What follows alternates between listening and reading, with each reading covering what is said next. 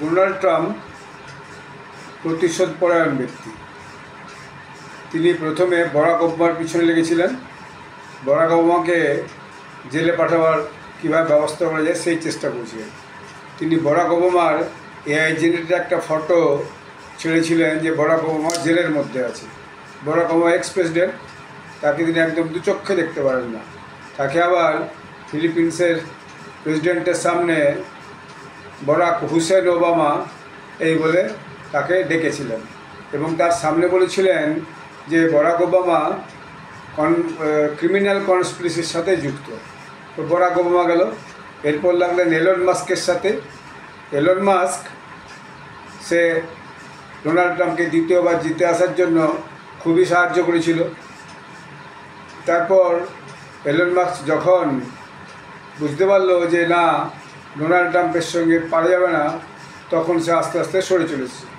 Elon Musk একটা অভিযোগ দিল ডোনাল্ড ট্রাম্প যে এলন মাস্ক নাকি তার যে ইভি গাড়ি টেসলা, সেই টেসলা সেই গাড়ির যাতে ট্যাক্স কমিয়ে দেওয়া হয় সরকারের পক্ষ থেকে, সেটার জন্য তাকে চাপ দিয়েছে এবং এরকম হলে তাকে তার দেশে ফেরত পাঠানো হবে। এটা বরাক ওবামার ক্ষেত্রেও বলেছেন, যেহেতু 2020 সালে ওবামার কাছে তিনি হেরে গেছিলেন। শুধু যে বিরোধীদের জন্যই নয়, তিনি যে তার ঘনিষ্ঠ বন্ধু ছিল নির্বাচনের সময় এলন মাস্ক, তাকেও কীভাবে অপমানিত করেছেন। তো এলন মাস্ক আস্তে আস্তে সেখান থেকে সরে এসেছেন। তারপর দেখা গেল তিনি তার যে প্রশাসনের মধ্যেই বেশ কিছু লোককে ফায়ার করতে শুরু করলেন। যেমন তিনি ফেডারেল রিজার্ভের লিসা কুককে ফায়ার করলেন। কেন না, তিনি বললেন ও নাকি মর্টগেজ ফ্রডের সঙ্গে যুক্ত, যদিও তার কোনো প্রমাণ তিনি এখনও সেইভাবে দেননি। এরপর দেখা গেল তিনি লাগলেন জন বোল্টনের সঙ্গে। জন বোল্টন হচ্ছেন তার ফর্মার সিকিউরিটি অ্যাডভাইজার। আগের টার্মে, ফার্স্ট টার্মে তিনি ছিলেন, তখন তার সিকিউরিটি অ্যাডভাইজার।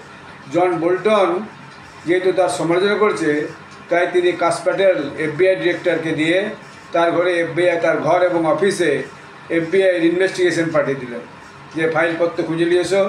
এই জন বোল্টন নাকি একটা কোন প্রাইভেট ইমেল আইডি থেকে তার যে ফ্যামিলির কাছে ক্লাসিফাইড ডকুমেন্টস পাঠিয়েছে। এই হচ্ছে ডোনাল্ড ট্রাম্পের আসল ক্যারেক্টার। এর বাইরেও তিনি নেভি চিফকেও ফায়ার করে দিয়েছেন।